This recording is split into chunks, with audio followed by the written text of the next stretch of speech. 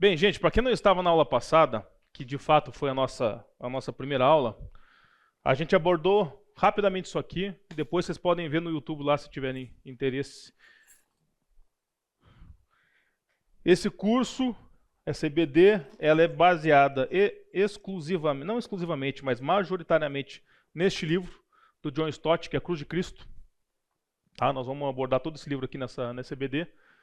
Então, na aula passada, a gente rapidamente, passando aqui, ó, a gente começou com essa arte aí, que se chama A Sombra da Morte, de Roman Hunt, tudo que ela significa, né, a questão da sombra, da cruz de Cristo, que sempre foi a centralidade ali da sua passagem aqui enquanto ser humano, né.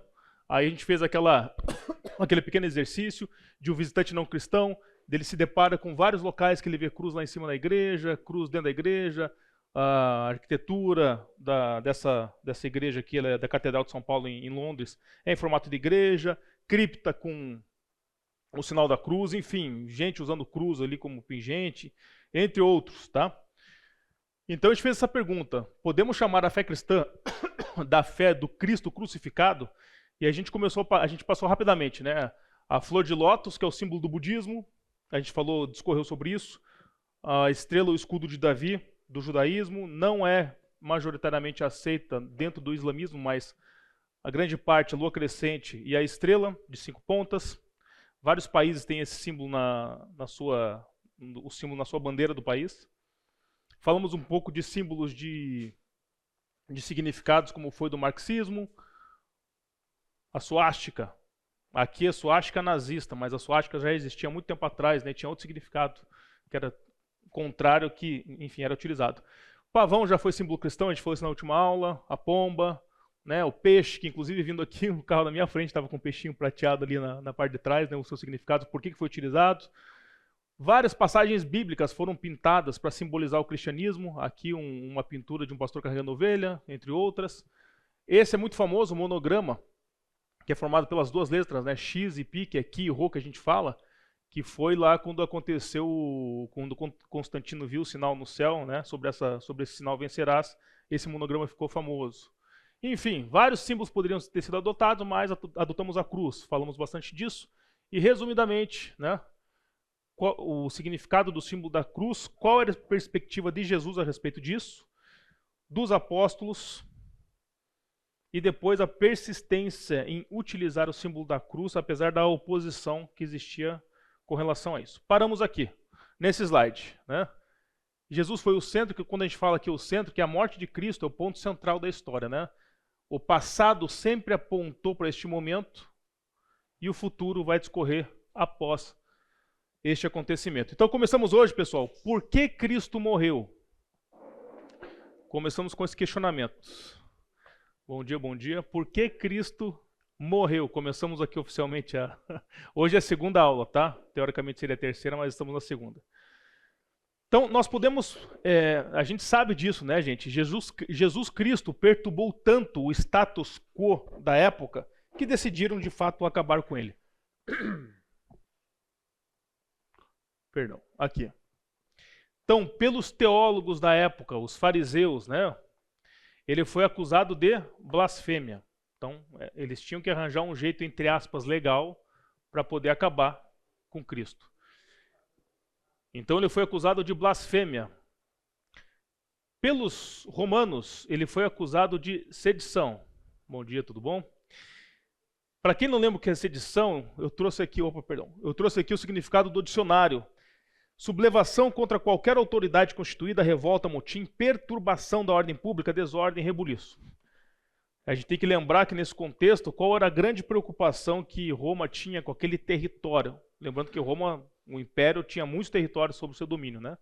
Era um território que ele era muito inquieto, né? Sempre teve muita revolta e era difícil conter, porque de fato o povo ali judeu não queria estar sob o jugo romano, certo? Então era um território de fato muito aquecido com relação a isso. Aqui uma frase do John Stott, para quem esteve nos últimos cultos aí, o Fernando até falou disso, né? Que não era comum que foi feito, mas, vamos colocar entre aspas aqui, houve, em ambos os processos de acusação, a blasfêmia e sedição, nós tivemos procedimentos legais, a vítima, Cristo, foi presa, acusada, examinada e chamaram-se testemunhas. Então, entre aspas, houve um procedimento para que ele fosse condenado à crucificação. Porém, os evangelistas alertam que a sentença foi um erro horrendo. E nós vamos ver aqui o porquê disso. Vamos começar, gente. São praticamente três, entre aspas, vamos colocar assim, personagens que a gente vai abordar com toda a história que vai culminar na crucificação. A gente vai ter os soldados romanos e Pilatos, vamos ter a turma dos fariseus e do Sinédrio, e, obviamente, Judas Iscariotes. Tá? Vamos ver como é que foi o papel de cada um nessa historinha aí. Os soldados romanos, eles foram responsáveis diretos por sua morte. De fato, eles operacionaram isso, né? Eles pegaram, fizeram tudo o que eles fizeram e o crucificaram. Olha que interessante, não temos nos evangelhos a descrição da crucificação, mas temos relatos modernos de como era o processo na época. Então, por documentos históricos aí a gente sabe que a pessoa condenada à crucificação era despida e humilhada publicamente. Aconteceu com Jesus. Eles deitavam a pessoa no chão e essas pessoas tinham suas mãos e pés pregados ou atados na cruz. Historicamente a gente tem relatos aí, né? Não era um tipo só de crucificação que era feita. A cruz era erguida e jogada num buraco. Era providenciado um suporte. Esse suporte podia ser um pino ou um assento simples para que o corpo não rasgasse e caísse. Por quê? A gente tem que lembrar que a crucificação não era só uma sentença de morte, né? Era muito mais fácil matar a pessoa rapidamente naquela época, inclusive. Isso aí era um castigo que eles queriam que ficasse exposto. O sofrimento tinha que ser exposto, a humilhação. Então, por isso que eles tinham essa, entre aspas, essa pequena ajuda, para a pessoa não morrer rápido. Tinha que ficar lá para que as outras pessoas passassem e vissem. E aí ficava o crucificado, pendurado, exposto a uma intensa dor física, ridículo do povo, calor do dia, frio da noite, e a tortura durava vários dias. Jesus passou por todas essas fases. Após isso, a gente conhece bem a história, né? Jesus teve que carregar sua cruz até o local da crucificação, mas ele caiu com o peso dela. Um homem chamado Simão, diz lá que ele é de Cirene, do norte da África, que estava vindo do campo, foi detido pelos soldados romanos e obrigado a levar a cruz de Cristo, porque ele já estava com condições bem debilitadas fisicamente de prosseguir. Quando chegaram no Gólgota, para quem não lembra, Gólgota significa o lugar da caveira, ofereceram vinho com mirra para atenuar a dor de Jesus, mas, segundo Mateus, Jesus recusou a bebê-lo, e então foi crucificado. Os 4 evangelistas simplesmente escrevem, o crucificaram e só. Nós não temos referência nenhuma de como foi a questão da utilização de martelo, o tipo de prego, qual foi a dor que Jesus sentiu, ou o sangue que foi derramado ali. Eles não detalham isso nos evangelhos. Só falam o crucificaram. Porém, a Bíblia nos traz alguns detalhes de como foi a zombaria dos soldados com ele no pretório, que é a residência do governador. Então, o que os soldados romanos fizeram? Nós temos lá, vestiram-no com um manto de púrpura. Púrpura, ok, é a cor roxa, né, ou similar a isso. Naquela época, gente, para você ter uma cor, você ter uma cor para tingir um tecido de púrpura, era muito complicado.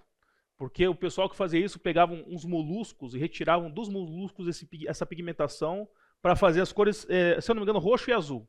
Então, quanto mais exposta ao sol, essa pigmentação do molusco virava azul, mas enfim. Então, era só a nobreza, pessoas de alta elite ali, importantes para eles naquele contexto, que usavam roupas desta cor, porque era raríssimo de você ter. Era muito difícil de ter. Mas fizeram isso. E por que colocaram aqui para Jesus um manto de cor púrpura? Porque era uma zoação, né? Era uma zoação deles. Olha, o grande rei, a realeza dos judeus. Então vamos pôr ele com manto de púrpura. Colocaram uma coroa de espinho na sua cabeça, um cetro de caniço na sua mão direita. Por que o cetro? O cetro era o que o rei segurava, ou pessoas de alta hierarquia também, que simbolizava poder, era autoridade. Geralmente na cabeça do cetro você tinha a insígnia lá da realeza, por exemplo. Então, de novo, estão zoando de Jesus. Um cetro feito de caniço ainda. Então, ó realeza, Jesus, né? Vendaram seus olhos, cuspiram, bateram na sua face e na sua cabeça. Ao mesmo tempo que faziam isso, desafiavam Jesus a identificar quem estava ferindo ele, quem estava batendo nele. Também estavam se ajoelhando na sua frente. Então, isso aqui foi uma zoação completa por parte dos soldados romanos. Porém, nós não temos relatos de que houve algum tipo de prazer na crucificação dos soldados romanos. Lembrando, né, isso aqui é um resumo que John Stott traz, a visão dele desse livro, né? Apenas os soldados obedeciam uma ordem, cumpriam seu dever. Mas vamos falar, né, gente? Esse pessoal aí não era um pessoal muito delicado, né? Acostumado a viver nesse tipo de mundo que eles viviam e fazendo essas coisas, então. Mas de fato, nesse momento não temos registro disso, tá? De que existia prazer pelos soldados romanos. Lucas 23, 34 diz: Contudo, Jesus dizia, próprio Jesus, né? Pai, perdoa-lhes, porque não sabe o que fazem. Então, repartindo as vestes dele, lançaram sortes. Então, volta o manto púrpura, né? Porque era caro aquele negócio. Por isso que eles fizeram isso. Os evangelistas não culpam os soldados e acrescentam que mais tarde o centurião responsável por eles creu, ou pelo menos creu. Então, após toda essa passagem, nenhum dos apóstolos, os evangelistas, né, os que escreveram os 4 evangelhos primeiros ali, não culparam os soldados, né? E citam essa quase conversão aí do centurião. Passado os soldados romanos, gente, vamos falar um pouco de Pôncio Pilatos. Pôncio Pilatos, a pegada é outra. Ele já é de fato considerado culpado. Vamos ler aqui Lucas 19, 16, 18. Então Pilatos o entregou para ser crucificado, Jesus. A crucificação tomaram eles, pois a Jesus e ele próprio, carregando a sua cruz, saiu para o lugar chamado Calvário, Gólgota em hebraico, onde o crucificaram, e com ele outros 2, um de cada lado, e Jesus no meio. Bem, aqui um pouquinho da história de Pilatos. Sabe-se que ele foi nomeado um procurador, que é um governador romano, da província da Judéia. Ok, ele era o chefe, o líder de Roma naquela região, pelo imperador Tibério. E serviu durante 10 anos, cerca de 26 a 36, aqui depois de Cristo. Os judeus, porém, odiavam esse cara. Aliás, os judeus odiavam quase que todo romano que estava lá, eles estavam sob julgo de Roma. Mas por que especificamente eles tinham um ódio de Pilatos? O texto nos fala que Pilatos desprezava os judeus. Então imagina, o seu governador, pelo menos político máximo da tua região, despreza o teu povo que ali mora. Então, John Stott traz aqui 3 passagens que mostram o desprezo de Pôncio Pilatos para com os judeus. Então tá aqui, ó. Primeiro, ele fez um ato de provocação do início do seu governo quando exibiu estandartes romanos na própria cidade de Jerusalém. Então quando ele entrou como governador ali, ele foi lá e exibiu todas as insígnias de Roma ali naquela região. Isso já foi para eles algo inadmissível para os judeus. Joséfo, que é um historiador judeu, que viu tudo ali em loco, né? E muita coisa a gente sabe porque Joséfo escreveu, né, nos dias de hoje. Ele descreve que Pôncio Pilatos desapropriou dinheiro do templo para a construção de um aqueduto. Então você pega um povo extremamente religioso, vamos falar assim, né? Isso aí também, assim, eles não suportavam esse tipo de coisa. E ele fez. Muitos estudiosos acham que foi no motim que se seguiu que ele, porque isso aqui, de novo, era uma região que tinha rebelião direto. Pós isso aqui teve um motim, e pós esse motim, alguns acham que foi nesse motim, pós essa passagem aqui, que ele tirou dinheiro do templo para um aqueduto, que ele misturou sangue de certos galileus com os seus sacrifícios. Gente, isso para os judeus assim, era um tapa na cara, né? Você misturar sangue de gente da Galileia com sacrifício. Então nós temos aqui Lucas 13:1. Naquela mesma ocasião, chegando alguns, falavam a Jesus a respeito dos galileus, cujo sangue Pilatos misturara com sacrifícios que os mesmos realizavam. Então tem registro disso aqui na Bíblia, tá? Então isso aqui, ó, são apenas algumas amostras que o seu temperamento de Pôncio Pilatos era extremamente esquentado, era um cara violento e cruel. Também era um perfil meio que o RH procurava, né, para ser um líder de Roma. Não podia ser muito diferente nesse contexto de época. Dirigentes judaicos levaram Jesus a ele, dizendo, em Lucas 23:2, encontramos este homem Jesus, pervertendo a nossa nação, vedando pagar tributo a César e afirmando ser ele o Cristo, o rei. Bem, ele não podia, assim, para ele, isso aqui era um problemaço, porque ele era o líder. Chegaram pro cara e trouxeram, gente, tá aqui, ó. Nós estamos aqui com um cara que a gente está acusando ele de perverter a nação, que não paga tributo a César, tinha que cutucar o cara, sabe? E isso aqui é sedição, né? Isso aqui causa os rebuliços lá. E afirmando ser ele Cristo o rei. Isso aqui é a blasfêmia que os fariseus o acusavam. Porém, mesmo estando numa situação dessa, que ele sabia que ele não podia fugir, a gente vai ver o porquê disso, ele estava convicto da inocência de Jesus. Então, vamos ver essa passagem aqui, ó, Lucas 23, de 1 a 25, porque nesta passagem, 3 vezes, Pôncio Pilatos afirma essa convicção de inocência de Jesus. Então começa lá. Levantando-se toda a assembleia, levaram Jesus a Pilatos, e ali passaram a acusá-lo, dizendo: encontramos este homem pervertendo a nossa nação, vedando pagar tributo a César, afirmando ser ele o Cristo, o rei. Então lhe perguntou Pilatos para Jesus: és tu o rei dos judeus? Respondeu Jesus: tu o dizes. Disse Pilato aos principais sacerdotes e a multidões: não vejo neste homem crime algum. É a primeira vez que ele externa a inocência de Jesus. Continua. Insistiam, porém, cada vez mais, dizendo: ele alvoroça o povo, ensinando por toda a Judéia, desde a Galiléia onde começou, até aqui. Tendo Pilatos ouvido isso, perguntou se aquele homem era galileu, ao saber que era da jurisdição de Herodes, estando este naqueles dias em Jerusalém, lhe remeteu. Ou seja, a gente já vai ver depois, mas aqui foi uma sacada de Pilatos. Porque basicamente, gente, ele não queria confusão. Tá? A gente vai detalhar isso um pouco mais. Então ele, achei uma brecha aqui. É de uma outra jurisdição. Vou mandar para o outro cara fazer a sentença dele. Herodes, vendo a Jesus, sobremaneira se alegrou, pois havia muito queria vê-lo. Por ter ouvido falar a seu respeito, esperava também vê-lo fazer algum sinal. E de muitos modos o interrogava. Jesus, porém, nada lhe respondia. Os principais sacerdotes e os escribas ali presentes o acusavam com grande veemência, mas Herodes, juntamente com os da sua guarda, tratou-o com desprezo e, escarnecendo dele, fê-lo vestir-se de um manto aparatoso e o devolveu a Pilatos. Naquele mesmo dia, Herodes e Pilatos se reconciliaram, pois antes viviam inimizados um com o outro. Então, reunindo Pilatos, os principais sacerdotes e as autoridades e o povo, toda a galera, disse-lhes: apresentastes-me este homem como agitador do povo, mas, tendo-o interrogado na vossa presença, nada verifiquei contra ele dos crimes do que o acusais. Nem tampouco Herodes, pois tornou-o a me enviar.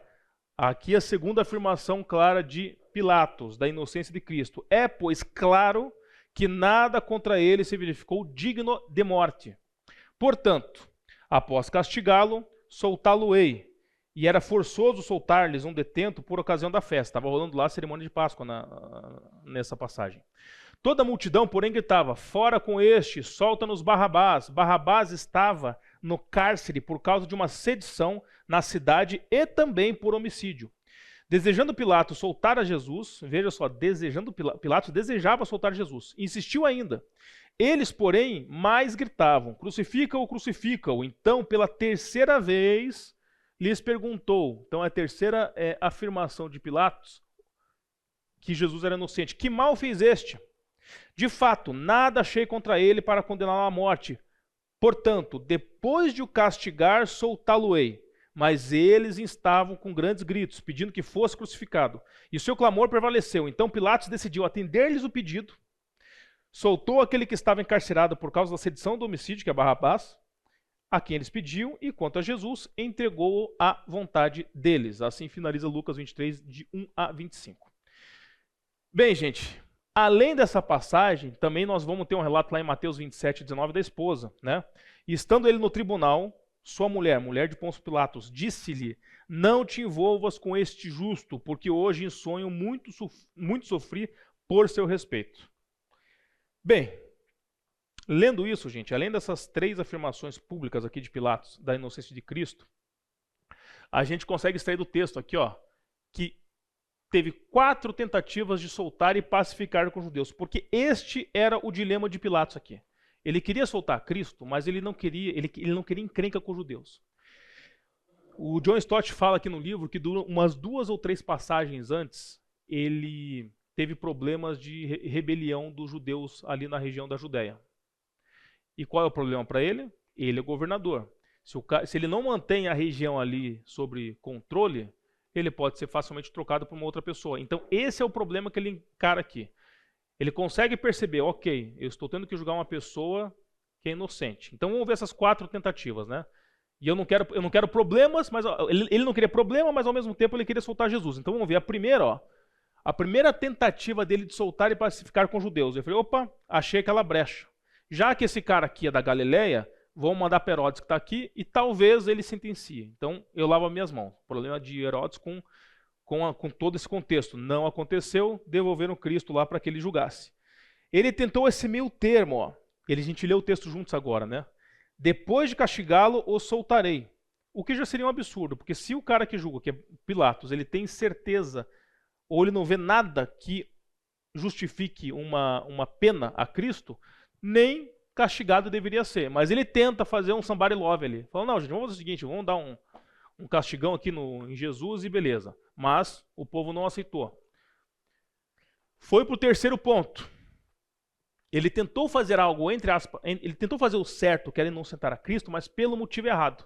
Por quê? Ele, como governador, naquela situação, ele podia dar anistia de Páscoa a um prisioneiro. Por isso que ele pergunta quem que eles querem soltar, porque ele podia fazer isso. E o povo escolheu Barrabás. Ele falou, putz, cara, minha terceira tentativa de inocentar o cara aqui não deu certo, vamos para a quarta. Aí, quando ele vê que não dá mais certo, ele, ok, gente, então vocês querem fazer? Ele lava as mãos. Em Mateus 27 e 24, a gente tem esse texto. Vendo Pilatos que nada conseguia, antes pelo contrário, aumentava o tumulto, mandando vir a água, lavou as mãos perante o povo, dizendo, estou inocente do sangue deste justo. Fique o caso convosco. Então, beleza, gente, eu não vou participar disso, eu lavo as minhas mãos e vocês seguem aí com a sentença de Jesus. E aqui é o grande adjetivo, né? A gente vai ter 3 grandes adjetivos porque cada figura que a gente vai ver aqui, as 3 grandes figuras, elas participaram de modo a culminar com a crucificação da maneira que foi. A participação de Pôncio Pilatos, o adjetivo é covardia, ele foi covarde. Porque na tentativa, ele queria soltar Jesus, mas não queria ir com os judeus, ele foi tentar fazendo algum tipo de acordo, algum tipo de ajuste ali, não conseguiu, tirou o corpo fora, então este é como nós conhecemos aqui na nossa teologia cristã, o adjetivo de Pôncio Pilatos. Ele foi covarde. Ele tinha o poder de inocentar, mas preferiu manter a ordem local para não perder favores imperiais. Ele podia perder o posto, o cargo dele. Então ele, gente, olha aqui, ó, eu não quero confusão, essa terra aqui já é uma bagunça. Façam o que vocês querem com esse cara aí, eu estou fora disso. Covardia. E é claro, né, cara, John Stott é um pastor, então sempre tem aquela pegada no final que a gente vai ver bastante hoje aqui. Ele acaba essa representação aqui de Pôncio Pilatos perguntando, e nós? Declaramos publicamente lealdade a Jesus, mas o negamos em nossos corações? Então, fica uma reflexão aqui, né? Porque ele fala assim, ele fala isso no livro, que é muito fácil a gente olhar depois de mais de 1000 anos de história, né? É facilmente para a gente condenar os erros, mas se a gente estivesse naquela posição, naquele contexto, será que nós, seres humanos falhos, faríamos muito diferente do que ele fez? E aí continua. Vamos começar aqui. Agora nós saímos aqui dos soldados romanos e Pôncio Pilatos e nós vamos para o povo judaico e seus sacerdotes. Em João 19, 11, o texto diz, respondeu Jesus, nenhuma autoridade teria sobre mim se de cima não te fosse dada. Por isso, quem me entregou a ti, maior pecado tem. Ou seja, a gente já viu aqui que os soldados romanos, a gente não tem nenhum registro de culpabilidade, Pôncio Pilatos sim, o povo judaico e os seus sacerdotes aqui entregaram, e o próprio Cristo está dizendo na Bíblia, quem me entregou a ti, maior pecado tem. Pode ser que, visto ter ele empregado singular, no caso aqui do texto, né, me entregou a ti, maior pecado tem, pode ser que ele se referisse aqui a Caifás, o sumo sacerdote, né, possivelmente não devia ter esse rostinho aí com olhos claros, né, mas é o que está no filme lá da Paixão de Cristo, se eu não me engano. Foi daí que foi tirada. Mas, independentemente, pessoal, dele estar se referindo especificamente a uma pessoa aqui que poderia ser Caifás, esse texto se emprega para todo o Sinédrio. Então, todo o Sinédrio estava implicado neste texto. Para quem não lembra, o Sinédrio era o STJ da turma lá, né? Eles julgavam as coisas lá, basicamente no livro de Deuteronômio, né? Então vamos falar assim, né? Era um ordenamento jurídico pautado com textos bíblicos, né? Era assim que eles julgavam. Então, todo o sinédrio, né? Você pega lá, e aqui você tinha de tudo. Você tinha fariseu, saduceu, o sinédrio era composto não só por fariseus, mas vamos lá. À vista, vamos ler Atos 3, de 12 a 15. Está muito alto que eu mexi aqui? Está tranquilo o som? Vamos ler de Atos 3, 12 a 15. À vista disso, Pedro se dirigiu ao povo, dizendo: Israelitas, por que vos maravilhais disto? Ou por que fitais os olhos em nós, como se pelo nosso próprio poder ou piedade o tivéssemos feito andar? O Deus de Abraão, de Isaque e de Jacó, o Deus de nossos pais, glorificou a seu servo Jesus, a quem vós traístes e negastes perante Pilatos, quando este havia decidido soltá-lo. Vós, porém, negastes o santo e o justo e pedistes que vos concedessem um homicida. Dessarte matastes o autor da vida, a quem Deus ressuscitou dentre os mortos, de que nós somos testemunhas. Então, olha só, parece que as mesmas multidões que haviam recebido a Jesus em Jerusalém no domingo de Ramos, com grande alegria, 5 dias depois, estavam em altas vozes pedindo sangue. Contudo, a culpa dos dirigentes por tê-las incitado era muito maior. Então, o povo é meio que um subsidiário do acontecimento. Ele estava lá no negócio, mas eles culpam quem estava incitando o povo a fazer isso. Jesus se dizia rabi.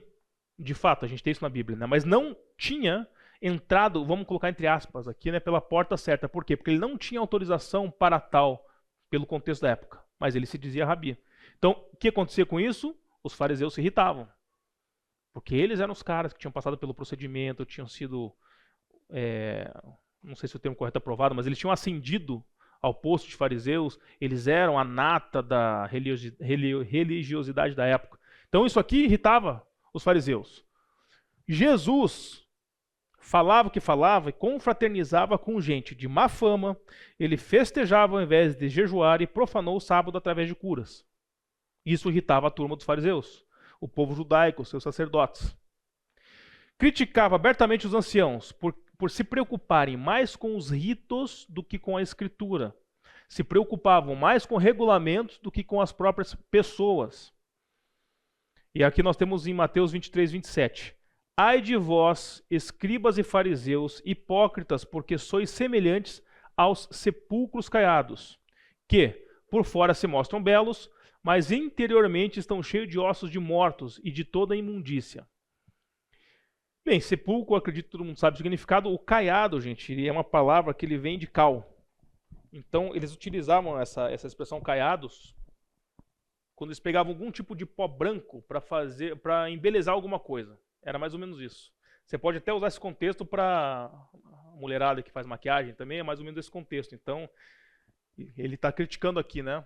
Que existe uma fachada por fora que esconde de fato por dentro o que eles são. Jesus também dizia ser o Senhor do sábado, que era igual a Deus, blasfêmias que confirmou no Sinédrio.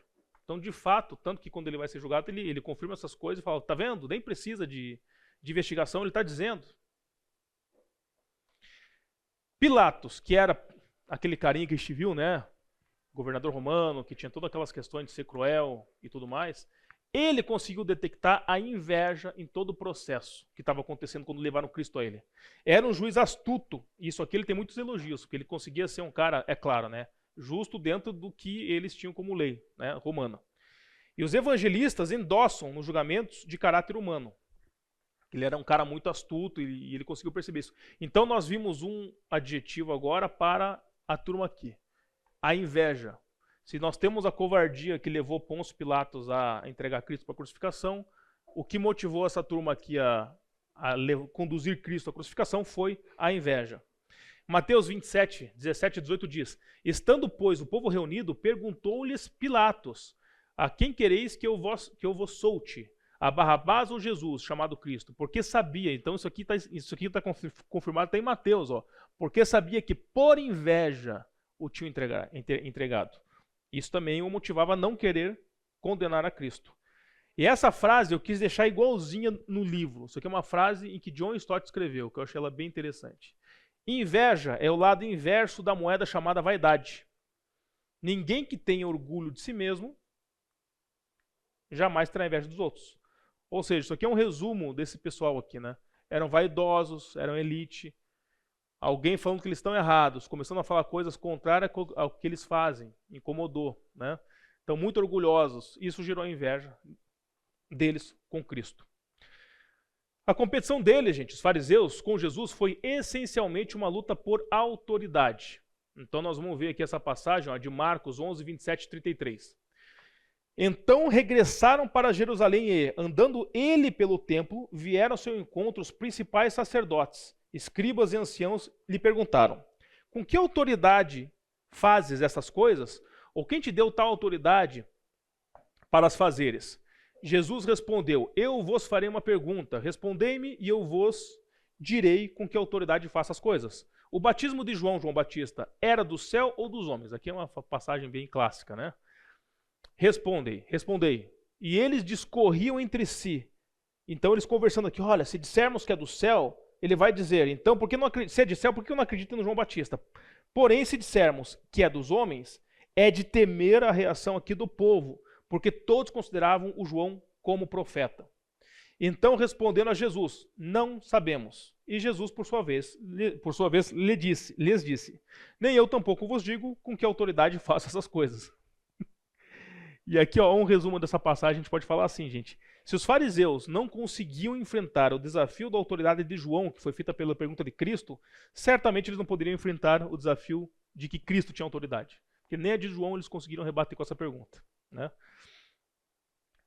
É interessante que Mateus relate duas tramas invejosas para eliminar Jesus. A primeira, de Herodes. Lembra quando ele vai perseguir os bebês lá? No início da vida de Jesus. Ele manda matar todos os primogênitos e tudo mais. E depois, essa aqui dos sacerdotes, no final da vida de Jesus. Então, tanto no início como no fim da vida aqui terrena de Cristo, houveram tramas para que ele fosse eliminado.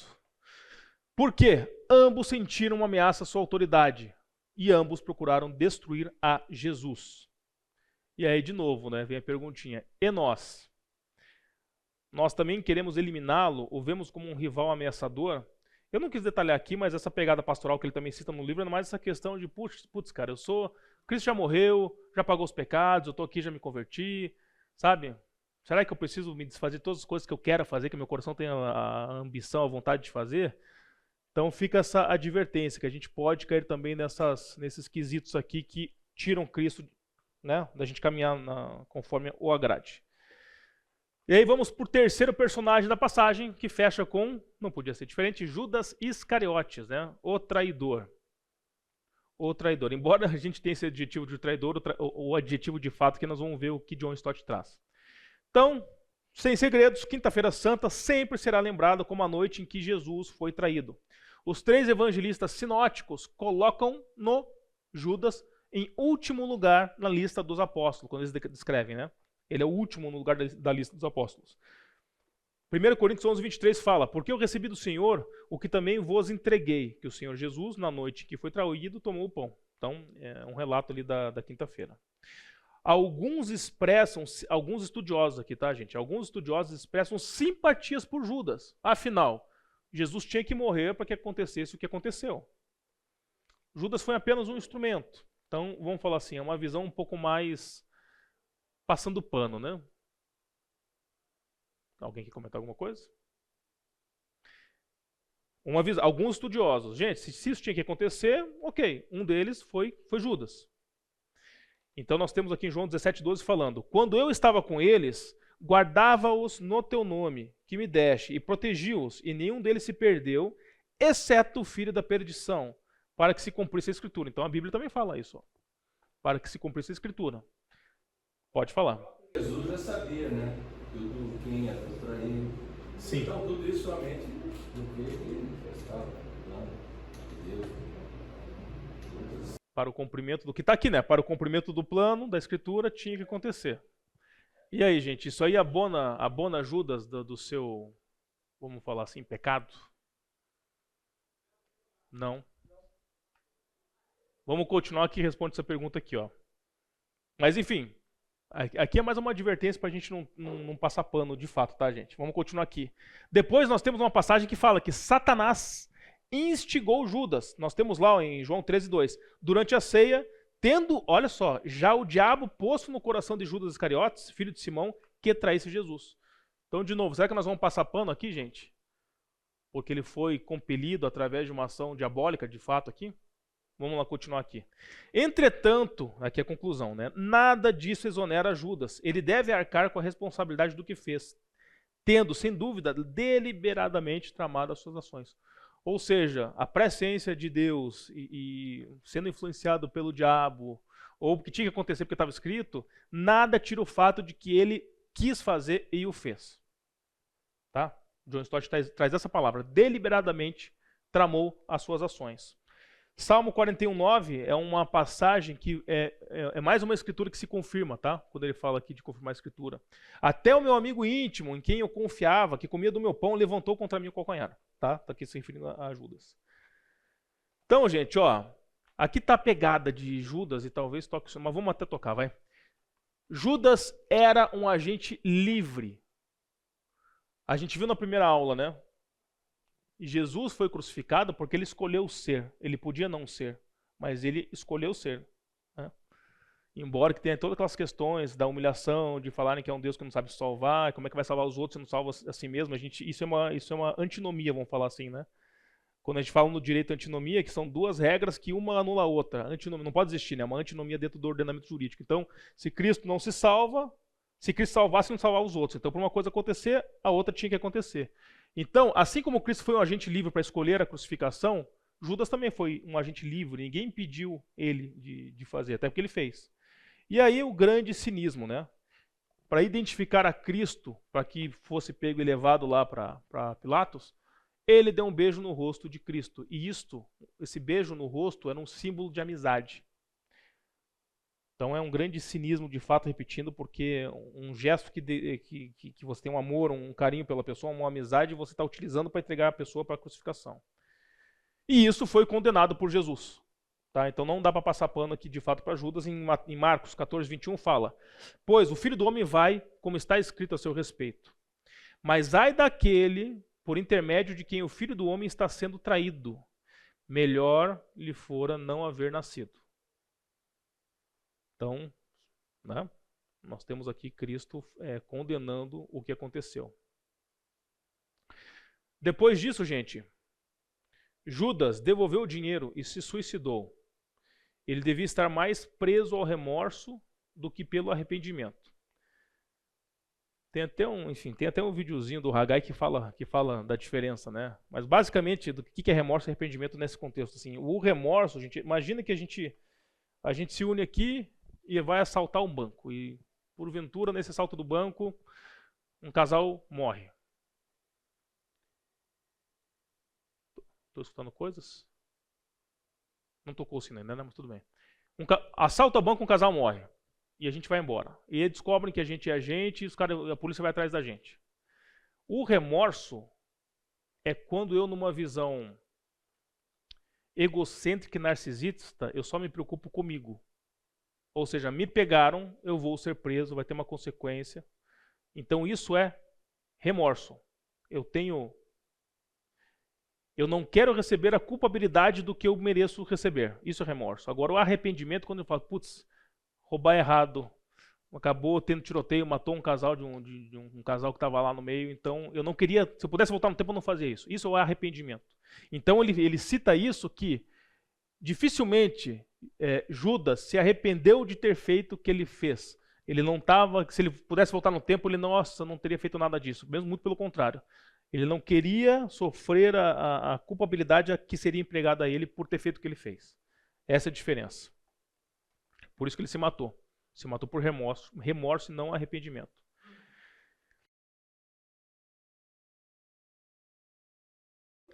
Então nós paramos aqui. Estávamos terminando a questão dos personagens aí. O terceiro é Judas Iscariotes. Que a gente falou a questão aí a diferença de remorso e arrependimento. Então possivelmente o que levou ele a se matar, se suicidar, foi o remorso e não o arrependimento. Existem estudiosos que têm uma convicção de que Judas era um zelote, que ele traiu a Cristo por causa da desilusão política. Por que desilusão política, né, gente? Vocês lembram qual que era a expectativa dos judeus quando a gente tinha lá a questão do que viria o Messias? Seria um Messias, exatamente, que libertaria Israel. Então, possivelmente, teria atrelado uma autoridade mais bélica, alguma coisa que expulsasse esse jugo romano que eles estavam debaixo. Mas não foi isso que aconteceu, né? Então, pode ter sido por causa de uma desilusão política. E o que isso tem a ver com os zelotes? Vocês lembram as 4 seitas dos judeus? Fariseu, saduceu, essênio e os zelotes. Os zelotes, cara, pode falar. Também, mas também era uma seita, né? São todas seitas judaicas. E os zelotes, cara, tanto que ele fala aqui depois, ó, deixa eu ver se ele fala aqui, não. Mas os zelotes, gente, era aquele pessoal que eles tinham aquela faquinha, tipo uma adaga, que eles ficavam disfarçados no meio do povo, deviam um soldado romano, pá, matava os caras. Então, esses caras eram os caras mais do... Se tinha uma turma pronta pro Street Fighter ali, dos judeus, eram os zelotes. Tanto quando a gente tem lá a queda dos judeus, quando o Império Romano vai lá e acaba com tudo, eles sucumbem, a última área ou cidade a ser dominada é Massada. Lembra que a gente falou disso? Então eles acreditam que toda a turma que ficou lá, a última resistência dos judeus em Massada, dizem que seriam todos zelotes. Então esses caras não eram muito... Eles eram os caras mais agressivos, vamos falar assim mesmo, né? Eles queriam partir para a guerra mesmo. Então, se essa teoria se confirme, né, caso seja confirmada uma teoria dessa, poderia explicar um pouco, né? O cara se junta, vira um discípulo de Cristo, que depois é elevado ao status de um dos 12 apóstolos. Isso gera uma desilusão de fato política, né? Porque ele queria um Messias mais parecido com um líder dos zelotes do que o que de fato Cristo foi. Ou também poderia ter sido um truque. Ele, pô, estou andando aqui com Jesus há muito tempo, eu sei o que ele é capaz de fazer. Então vamos colocar ele numa situação de ter que fazer alguma coisa mesmo, porque daí ele vai ser obrigado a lutar. São teorias que o pessoal pensa a respeito de Judas de estudiosos. O termo, gente, Iscariotes, todos admitem que tem uma origem que é um nome um pouco obscuro. Daí ele fala assim, ó, em geral, acham que o nome indica a origem de Judas como um homem de Queriote, uma cidade do sul da Judéia, a qual é mencionada em Josué 15, 25. Mas os que pensam de fato ali que Judas foi um zelote, sugerem que o termo Iscariote se relaciona com a palavra sicário. Todo mundo já escutou falar dos sicários, né? Então, sicário significa um assassino, né? Assassino. Que de fato eles faziam isso, né? Eles, se pudessem, matavam todos os romanos que eles poderiam matar. Outros, e é daqui que a gente vê o adjetivo ao qual o John Stott atribui para Judas, outros atribuem a falha moral, ao invés da política que foi citada agora há pouco, pela sua ganância. Então esse seria o terceiro adjetivo aí, né? O adjetivo de fato empregado para Judas é ganancioso, e isso o levou a conduzir o que ele fez. Então a gente vai ler aqui, gente, Mateus 26, 6 a 16, que fala: Ora, estando Jesus em Betânia, em casa de Simão o leproso, aproximou-se dele uma mulher, trazendo um vaso de alabastro cheio de precioso bálsamo, que lhe derramou sobre a cabeça, estando ele à mesa. Vendo isso, indignaram-se os discípulos e disseram: para que esse desperdício? Pois esse perfume podia ser vendido por muito dinheiro e dar-se aos pobres.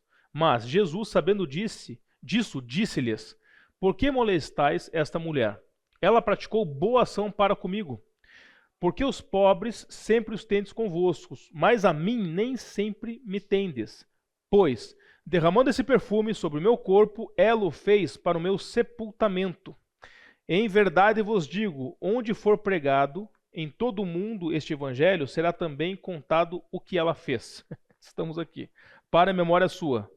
O pacto da traição, então, um dos 12, chamado Judas Iscariotes, indo ter com os principais sacerdotes, propôs: que me quereis dar, e eu vou-lo entregarei. E pagaram-lhe 30 moedas de prata. E desse momento em diante buscava ele uma boa ocasião para Judas entregar a Cristo.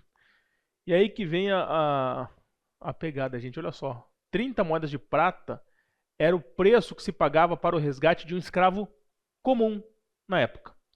Esse foi o preço da ganância que, se todo mundo tem seu preço, esse foi o preço de Judas para que ele entregasse Cristo para os soldados romanos, né? E aí, John Stott ele finaliza de novo, né, perguntando: e nós? Não é por acaso que Jesus alerta sobre a cobiça? Ele discorre bastante disso, eu não quis pôr aqui para a gente abordar mais coisas, né? Mas não é por acaso que Jesus alerta sobre a cobiça e que Paulo escreve que o amor ao dinheiro é a raiz de todos os males. E dali, essa frase aqui embaixo, né, daria para fazer um estudo disso aqui, mas é impossível servir a dois senhores. Ele está se referindo àquela passagem lá de Mamon, que Mamon, enquanto o dinheiro é a personificação de um Deus, né? Se a gente coloca como prioridade das nossas vidas o dinheiro é que vai pautar a minha decisão, o caminho que eu vou tomar. Então, se eu coloco isso como prioridade, sobrepujo a Deus, ele vira um Deus, né? Vira uma divindade. Então, é por isso que ele fala, é impossível servir a dois senhores. E é aqui que nosso querido ou não Judas caiu, né? Bem, continuando. A gente vai falar um pouco do pecado deles e os nossos, né? Então, nós acabamos de examinar 3 indivíduos: Pilatos, Caifás e Judas. E não só eles, né? Porque eles não fizeram nada sozinhos. Nós tivemos seus associados. Então, nós tínhamos ali sacerdotes, o próprio povo e soldados romanos. Falamos de toda essa galera aí, né? Então, resumo que a gente já falou, né? Judas entregou Cristo para os sacerdotes por sua ganância. Por sua ganância. E aqui ele bate bastante nisso, né? Que possivelmente todos nós podemos sofrer com isso, né? Quem pode ter, talvez alguém tenha mais ou menos dificuldade, mas o fato é que a gente não caia nesse tipo de coisa. Os sacerdotes entregaram Cristo a Pilatos, porque tinham inveja dele. E Pilatos entregou aos soldados, de fato, já para consumar a crucificação, porque ele foi covarde. Então, os 3 grandes adjetivos aí que resumem a historinha que a gente leu agora juntos, né? E nós, será que a gente já pecou por algum motivo acima ou por algum outro motivo? Aqui ele só elencou 3, né? Bem, aqui agora ele vai começar a unir um pouco do que a gente falou na primeira aula, né? A gente tem que entender essas duas faces da cruz. Ela foi feita para nós e por nós. Por quê? Pela primeira parte, gente, isso aqui é o que nos faz ter a fé e a adoração. Porque quando Jesus foi maldito no madeiro, era o nosso lugar que deveria estar ali e não de Jesus, né? Quando tem a expiação, que é a redenção dos nossos pecados através ele assume todos os pecados do mundo, isso faz com que a gente tenha fé e adoração. E a cruz feita por nós aqui gera o arrependimento, né? Não o remorso, né? O arrependimento. Porque o nosso pecado fez com que acontecesse a crucificação de Cristo. Então, a nível humano, o Jesus foi entregue para a morte. Mas no nível divino, Deus entregou Jesus para morrer por nós. E as duas coisas são verdade. As duas coisas são verdade. Os humanos crucificaram a Cristo, mas pela permissão de Deus que o entregou para que ele morresse por nós. Pedro uniu 2 verdades em seu discurso no Pentecostes. Sendo este entregue pelo determinado desígnio e presciência de Deus, vós os matastes, crucificando-o por mãos de iníquos. Então, ou seja, Pedro ele já fala isso, né? Deixa eu pegar, aqui eu não colei aqui nessa parte para frente todas as partes, mas se tiver alguma aqui eu vou puxar para a gente ler. Ou se alguém tiver com Bíblia também, poderei pedir ajuda. Tá, gente? Então aqui Pedro resume isso. Que isso foi determinado, um desígnio determinado de presciência de Deus, que de fato teve aqui intervenção humana dentro da vontade de Deus. Mas vamos lá. Por que Cristo morreu? Lembra que a gente começou a aula de hoje lá com essa pergunta? Por que Cristo morreu? Nós iniciamos dizendo que ele foi morto pelos soldados romanos, né? Operacionalmente isso aconteceu. Agora nós equilibramos a frase falando dessa maneira, né? Ele morre, entrega-se voluntariamente para fazer a vontade do Pai. Olhando abaixo da superfície, tá, gente? Então o que a gente vê e o que tem por debaixo? O que faz Deus planejar de antemão a crucificação? O que fez Deus planejar de antemão a crucificação e Jesus vir a cumprir, né? Então são 4 pontos aqui que o John Stott traz. Primeiro, Cristo morreu por nós, que a gente já falou. Essa morte serviu para que nos conduzisse a Deus. Cristo morreu pelos nossos pecados. Tudo está junto. E Cristo sofreu essa morte, né, que deveria ser nossa. Analisando, vamos fazer uma análise agora das 24 últimas horas de Cristo, aqui, né, antes da crucificação. A última ceia, no cenáculo, a agonia no jardim do Getsemane e o grito de desamparo na cruz. Quando eles se reúnem, gente, eles estão lá, estão reunidos para fazer ali que depois virou a Santa Ceia, né? Não havia escravos para lhe servir. Então, Jesus lavou os pés dos apóstolos. A última ceia no cenáculo. Aí uma ilustração deste acontecimento. E ali ele fala, é que eu não pus todos os textos aqui, gente. A gente também tem que recuperar um pouquinho, porque a gente não fez a primeira aula, mas vocês lembram quando Jesus chega e ele conversa com os apóstolos nessa ceia? E ele olha, e ele pergunta para os apóstolos, né?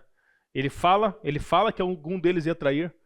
Gente, eu tenho umas passagens, eu acho que Jesus era um cara muito bem-humorado, gente. Eu me mato de rir com umas passagens, porque quando ele fala isso, fica todo mundo com uma cara de espanto, né? Meu Deus, será que sou eu? Será que sou eu, né?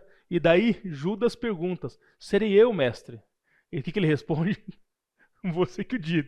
Você, tipo, traduzindo para ele, você que está dizendo. Então, ele fala, serei eu, mestre.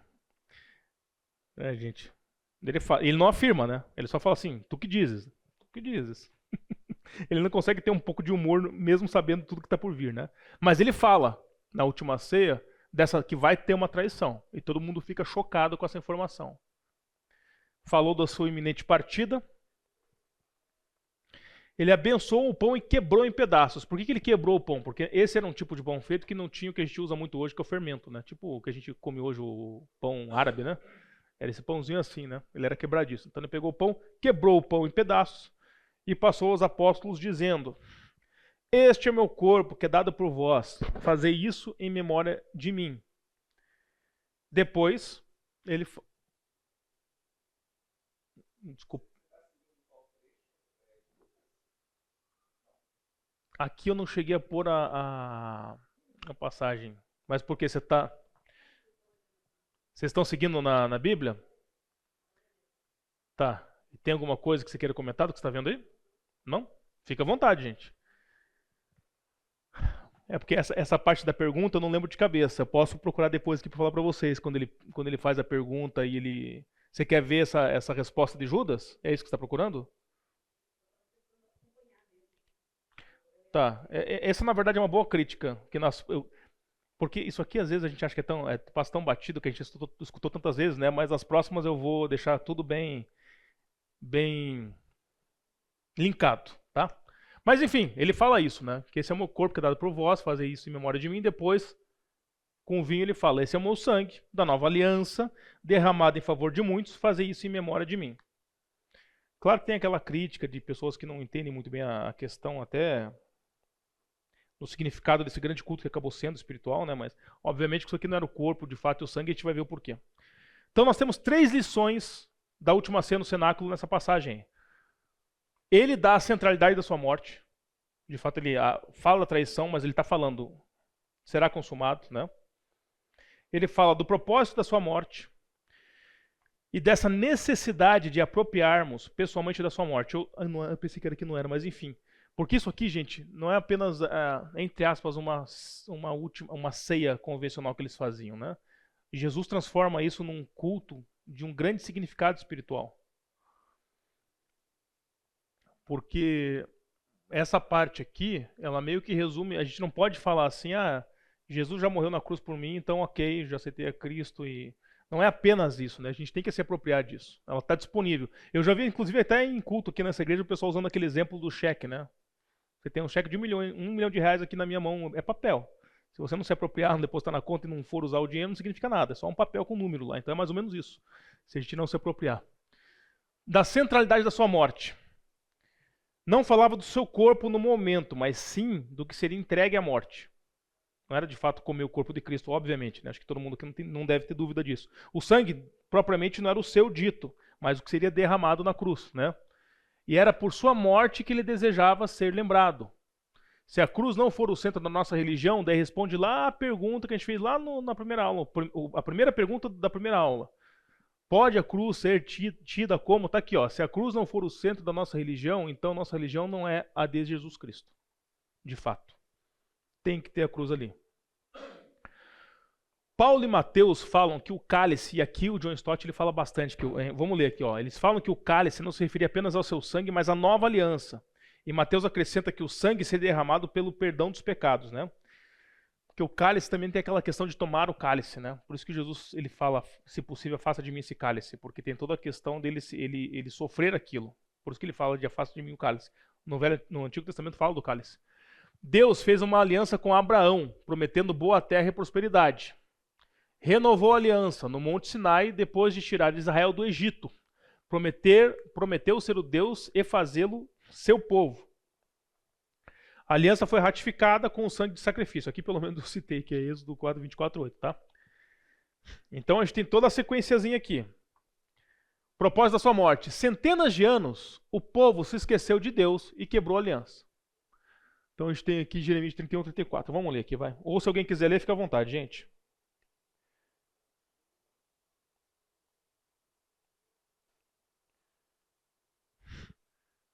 Geralmente eu uso a ARA, A-R-A, mas fique à vontade. 31, 34. De 31, de 31 a 34. Pode ler. Está chegando o dia, diz o Senhor, em que farei uma nova aliança com o povo de Israel e de Judá. Não será como a aliança que fiz com os seus antepassados quando os tomei pela mão e os tirei da terra do Egito. Embora eu os amasse como o marido ama a esposa, eles quebraram a aliança, diz o Senhor. E essa é a nova aliança que farei com o povo de Israel depois daqueles dias, diz o Senhor. Porei minhas leis em sua mente e as escreverei em seu coração. Serei o seu Deus e eles serão o meu povo. E não será necessário ensinarem a seus vizinhos e parentes, dizendo, você precisa conhecer o Senhor. Pois todos, desde o mais humilde até o mais importante, me conhecerão, diz o Senhor.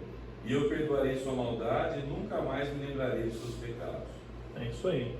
Então aqui, ó, teve essa quebra de aliança, mas, ó, depois vem Jesus. Disse que veio para estabelecer a nova aliança, como profetizado por Jeremias, que a gente acabou de ler. Agora a questão da gente se apropriar pessoalmente da sua morte. O comer e beber, obviamente, são uma parábola viva de recebermos a Cristo como nosso Senhor e Salvador. Se alguém quiser ler ali, ó, João 6, 53 e 55. João 6, 53 e 55.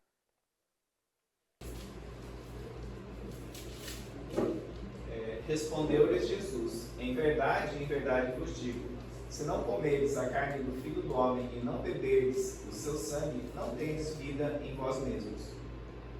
Quem comer a minha carne e beber o meu sangue tem a vida eterna, e eu ressuscitarei no último dia, pois a minha carne é verdadeira comida e o meu sangue é verdadeira bebida. Então, o senhor deve ter visto que alguns que criticam, né,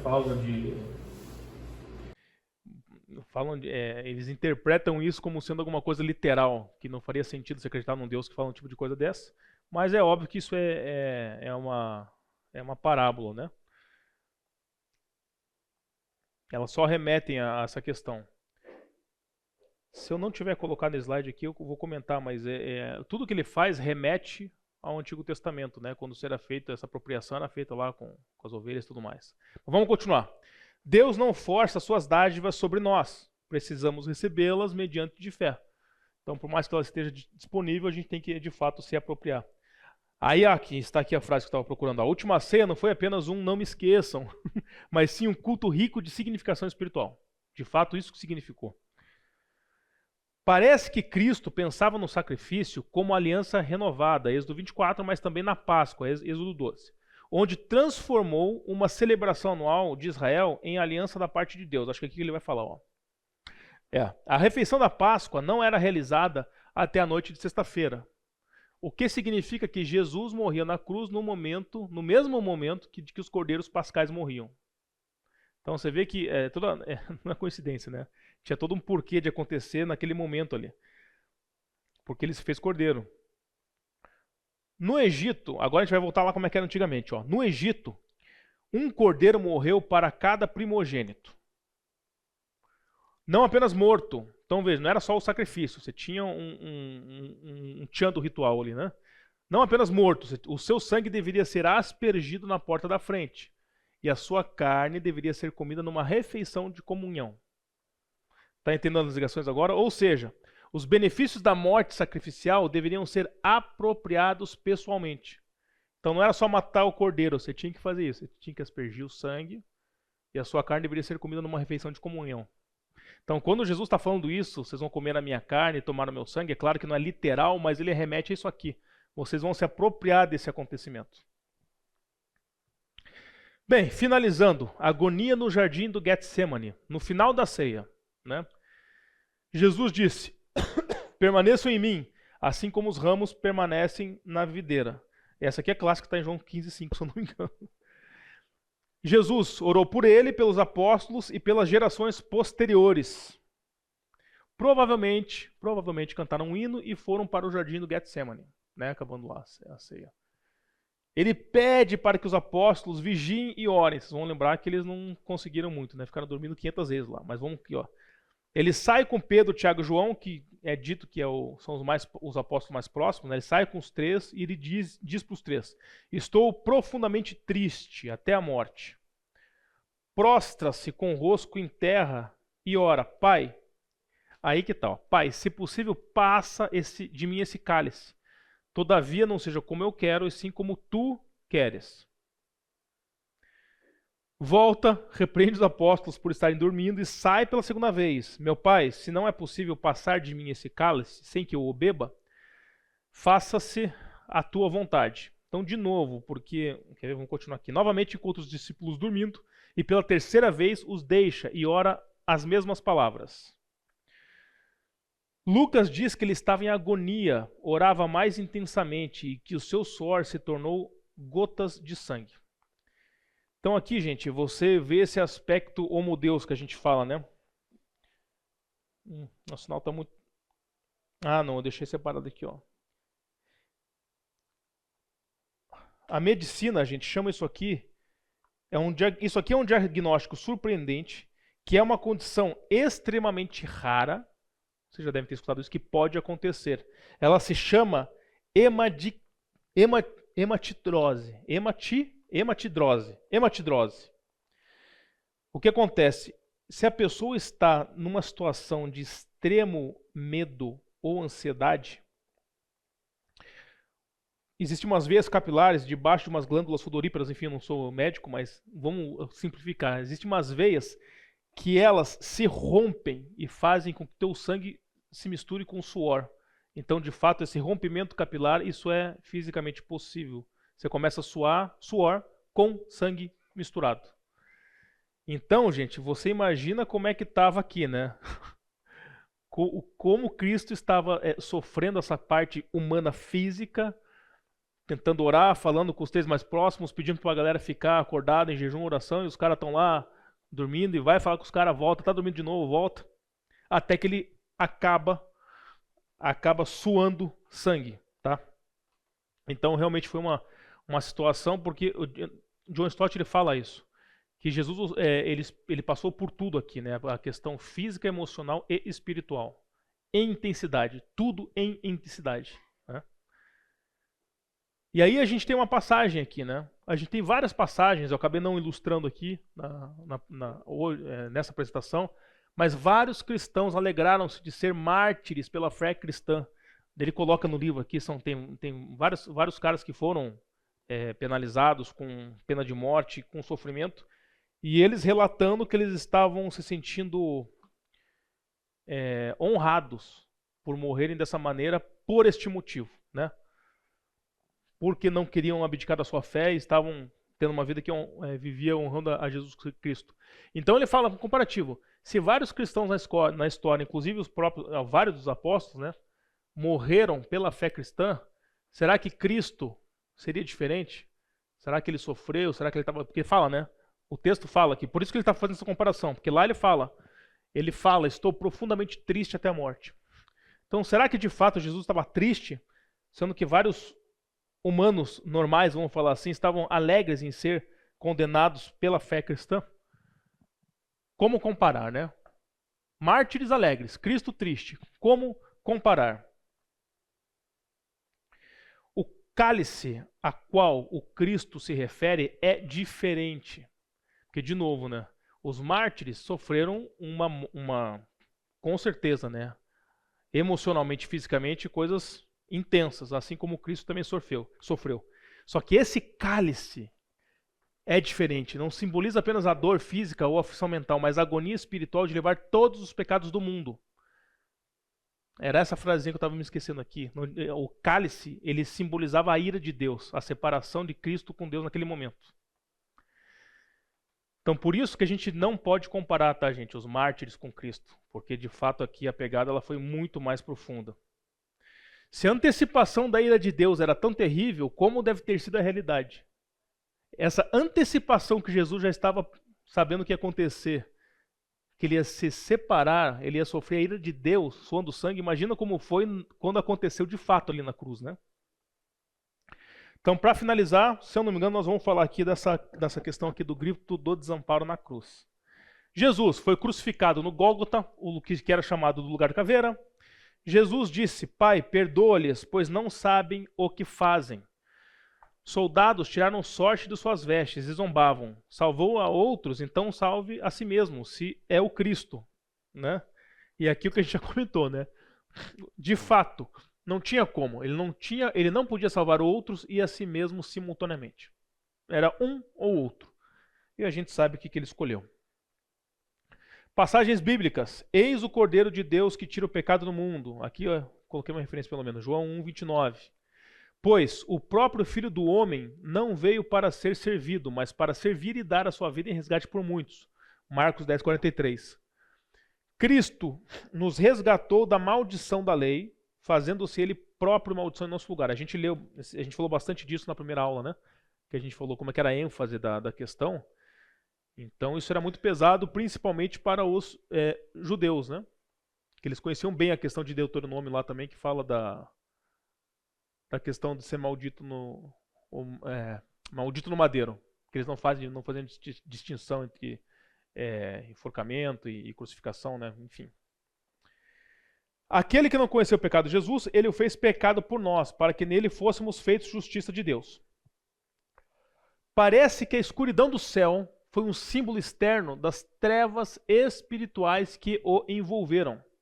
Trevas, no simbolismo bíblico, são a separação de Deus. Se alguém puder ler isso aí.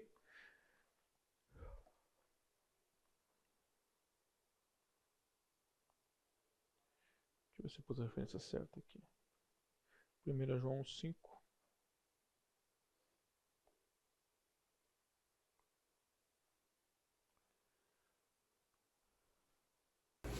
Essa é a mensagem que ouvimos dele e que agora lhes transmitimos. Deus é luz e nele não há escuridão alguma. Então, ou seja, né? Não há escuridão alguma. Então ele faz essa jogada, né? Porque das trevas espirituais, né? Trevas, simbolismo bíblico, são a separação de Deus. Parece que a escuridão durou 3 horas. Ele foi crucificado 9 horas após. A escuridão das 9, porque aqui, né? Às 9 horas, ele foi crucificado depois de 9 horas que pegaram ele. 12 horas depois, a escuridão, né? Então, 3 horas. Jesus clamou quando deu 15 horas. Eloi, Eloi, lama sabachthani, que é Pai, Deus meu, por que me abandonaste? Por que me abandonaste? Todos concordam que se referia ao Salmo 22:1. Alguém pega o Salmo 22:1, que esse aqui é bacana falar. Mas não sobre o seu motivo. Temos 4 explicações. Quem que pode ler o Salmo 22:1? Deus meu, por que me desamparaste? Por que se acham longe de minha salvação as palavras de meu bramido? Essa parte aqui, gente, é a seguinte. quando Jesus ele fala, Deus meu, por que me desamparaste? Ele não está só externando um sentimento aqui. Ele está citando o Salmo 22:1. É uma citação. Então, ok, quando ele fala isso, ninguém discorda. É uma referência que joga lá para o Salmo 22:1. Mas qual o motivo? Temos 4 possíveis explicações. Será que a primeira explicação faz sentido? Temos 4 minutos para acabar. Acho que vai dar tempo. Grito de raiva, descrença ou desespero. Seria um fracasso porque ele estava nessa situação? A fé cristã, como a gente já abordou hoje aqui, ela contesta essa hipótese. Não seria uma explicação plausível. 2. Será que ele teve um grito ali de solidão? Deus meu, foi um grito de solidão? Sentir-se abandonado e não estar de fato, difícil, pois o Salmo 22 expressa uma experiência de ser e não de sentir. Né? Então ele não estava sentindo, de novo, ele não era um sentimento de Cristo ali, né? Estava acontecendo, era o verbo ser aqui. Poderia ser um grito de vitória? John Stott fala que ele não teria motivo para citar o começo do salmo, porque se puder ler o finalzinho lá, o final de 22 a 24, vamos ler ele inteiro, depois do 21, a gente fecha aqui. Do 22 a 24, você já leu o começo, vamos até o 24.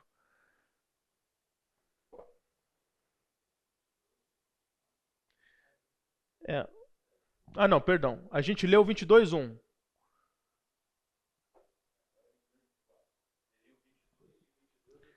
Deixa eu abrir aqui que eu vou te afirmar para vocês aqui. Peraí. Dá uma olhada no texto que faz mais sentido se é só o 24. Porque geralmente tracinho é quando ele engloba do 22 a 24. Só 24? Então eu vou corrigir aqui. Pode falar. Pode ler quem pegou aí. Pois não desprezou, nem abominou a dor do aflito, nem ocultou dele o rosto, mas o ouviu quando lhe gritou por socorro. Ok.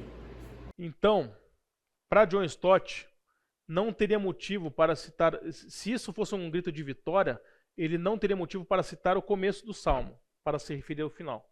Então ele descarta essa possibilidade. E o quarto, que é o que faz, é a opinião do autor que faz mais sentido, é um grito genuíno de abandono.